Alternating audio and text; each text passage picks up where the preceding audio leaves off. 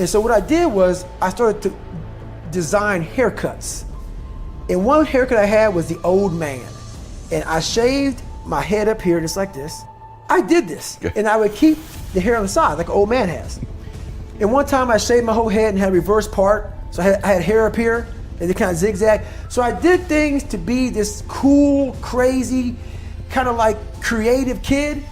You know, like Crisscross came out. I was crazy, man. But I was a crazy, cool kid in school. So I look in the fucking mirror, I see this letter, I'm fucked up. And I'm like, you know what, man, no one's coming to help me. In this mirror, it wasn't my mom, it wasn't Principal Freeman, it wasn't my dad, it was me.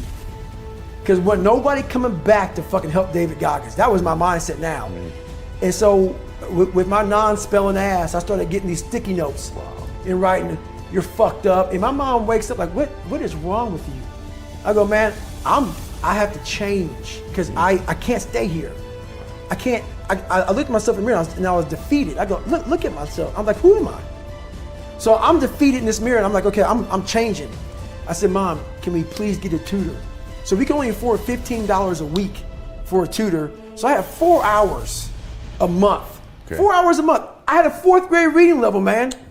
4 hours a month for 6 months. That's all I had. So this tutor did one thing for me, very big. But basically, she saw that I was slow, very slow, and couldn't retain shit. And I think she was joking. She says, you're gonna have to write down everything 1,000 times for you to remember this. I took it as okay, roger that. So I literally went to the store and I bought these spiral notebooks. And I started literally writing down, let's say it's a math equation, the same fucking math equation over and over and over and over again. When it came to a paragraph comprehension, I couldn't read the fucking paragraph and then remember it. So we had like, I think 25 or 30 paragraph comprehension things. I had to write down the whole fucking thing, like a whole paragraph, and you don't have much time to take the fucking test. But that's how I learned. So how I learned the Navy dive man, it was like 1,000 pages, Navy dive man. I got it a year in advance and wrote the book out probably 14 times. Like the Boyle's Law, Child's Law, Gay-Lussac's Law, Dalton's Law, all these laws, but over and over, the whole manual. So it's not like, so now I've done it so many times I can go back in my mind and say, okay, page 71 was Boyle's Law. And I'm looking at it right now, and I remember writing it down so many times that it takes me to say, okay, I got it. And I can write it down almost verbatim so that's how I learned even to today. But the work ethic I had, people think I became this guy from running. No, I became this guy from fucking studying. I had to study for hours. What might take you an hour to learn? Take me 2 days. So that's where, at the table, and my best friend Johnny remembers me like, God, you just changed. Something happened. I got obsessed. I gotta figure this out, man. I'm not going anywhere. I'm starting to lie. So when you have a messed up foundation, I started lying about everything. I wanted people to like me. I wanted to be accepted in some society of life, some social society. And I was like, man, this isn't the right way. I'm messed up here, I'm messed up here, I'm messed up everywhere. And so I realized the worst thing that happened to me is I lost myself. I never had myself, I never found myself. I had no self-esteem. So I knew through working out and through learning, because it took a lot for me to learn also, I started finding self-esteem. Once I found that, that's when doors started opening up. I stopped caring about people, that what they thought, being judged. Wow, if I say this, if I started right now, are you gonna make fun of me? I stopped caring about that. And that's when my life started really changing for me, slowly but surely. I say, my God, like, no, don't look at it like, I didn't care about losing weight. I didn't care about being the fastest person. I wasn't making the Olympics. I wasn't going to pros. I could barely read and write when I was in a junior in high school. I wasn't going anywhere. I saw working out as a way for me to build calluses on my mind. I had to callous over the victim's mentality. So I watched these movies. I talked about Rocky last time I was on here. I always equated training to mental toughening.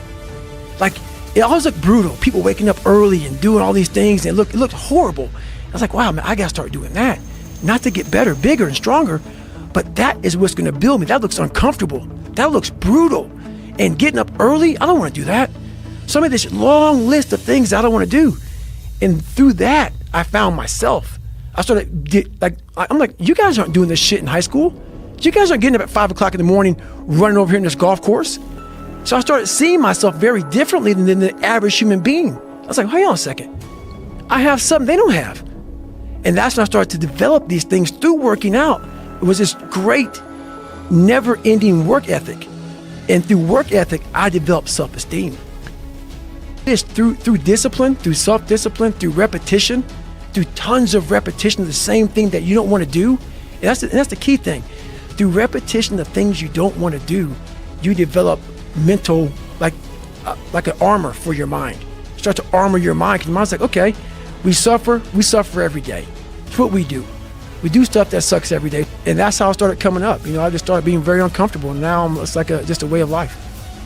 Look, dude, I believe that everybody has a gift. Every single human out there listening right now, you have a gift.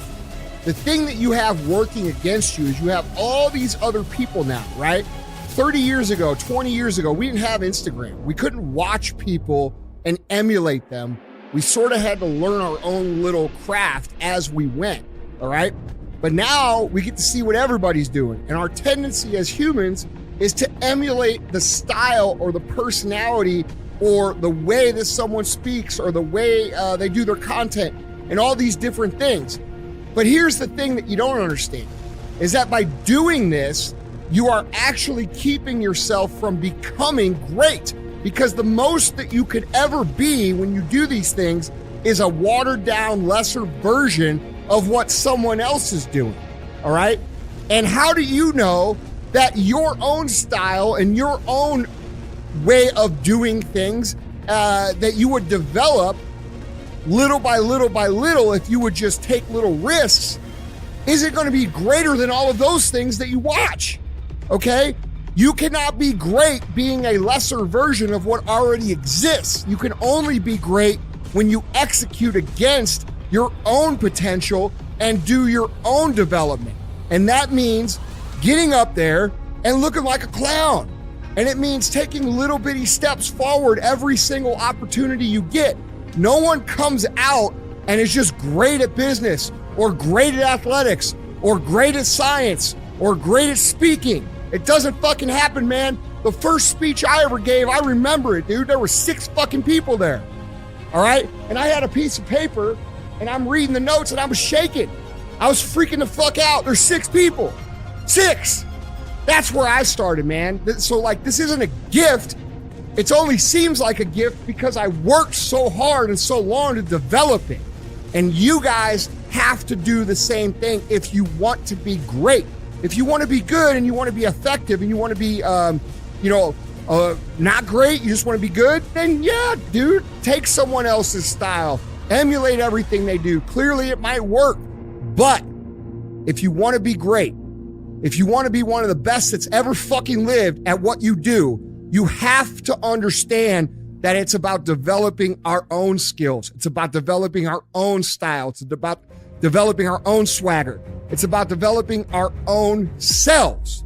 And we don't do that when we constantly look at other people and admire them or look at them for an example or steal their shit, like so popular out there right these days. So if you want to be great, guys, you have to put in the work. You have to put in the talent.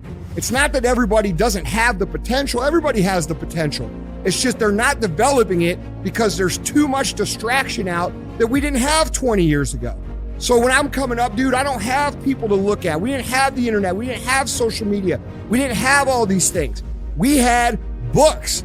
And if I wanted to learn how to speak or learn how to do anything, guess what I had to do? I had to go fucking do it and suck in front of everybody. And we've lost that in society now. Everybody wants to be a lesser version of something else. And guys, I'm telling you, you can't win long-term doing that. My whole life, I mean, I don't know if people believe in God or what. I don't care what you believe in. There's been this unrelenting voice in my head. We all have this voice. It's the right or wrong voice. And a lot of times that voice guides us into comfort. And my voice guided me to comfort a lot. But I have this other voice I heard my whole life. saying, hey, motherfucker, what are you doing? Nah, man, we got to go over here. We got to go over here to that rock pile over in the fucking corner where nobody's at. That's where victory's at.